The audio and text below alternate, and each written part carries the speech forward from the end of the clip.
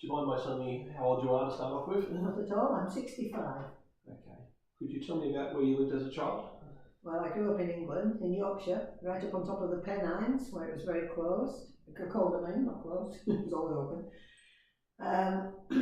And it was a woolen mill village, so most of the people in my village were quite poor.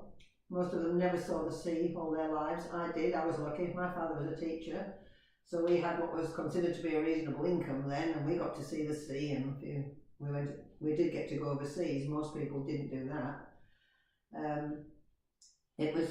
The people in the village were all very friendly, and very few people had a car, so when anybody did go anywhere in the car, we used to pile about four parents and all their kids into one car and travel anywhere.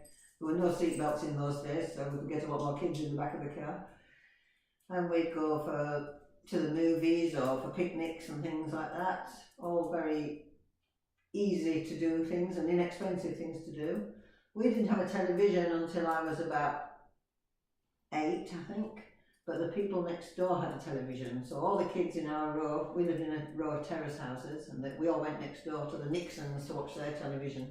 And I can remember when things first started on television, black and white of course. Coronation Street was one of the very early shows in Britain, which I think came to Australia at some point. And things like Watch with Mother took over from the radio programme Listen with Mother. That was good because it kept kids nice and quiet for a long time. Oh, I can remember getting things from the lolly shop, although we call them sweets in England of course, and we'd go there with a penny and get 4 different things for a penny. My job when I was old enough was to go to the corner shop for a loaf of bread, and I would take 6pence for a loaf of bread, but the bread was only 5pence, so I could get the 4 lollies with my leftover penny, and I thought I was doing pretty well with that. What did you do with your spare time? In my spare time, well, we came home from school at 4 o'clock and you just played out. There were no rules about playing out. You just went out till your parents called you in for dinner, or tea as we called it then. And we would build camps with stones, or there were some pretty tough herbs grew in the fields behind us that were a bit like bamboo, and so we could weave, little cubbies out of them, and we played with that a lot. We played ball games, tin can hop it, we played soccer and cricket of course.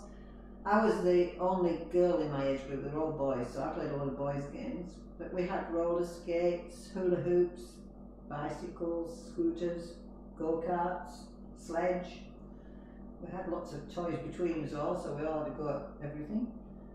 And then when the parents called us in for a meal, we'd have our meal, and if we didn't have homework we could go out again, and we'd all meet up again and we'd stay outside until the street lights went off. That was pretty much the rule. And in the early days there were gas street lights.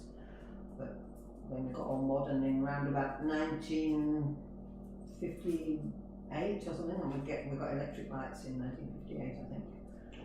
Okay, so where did you spend your free time?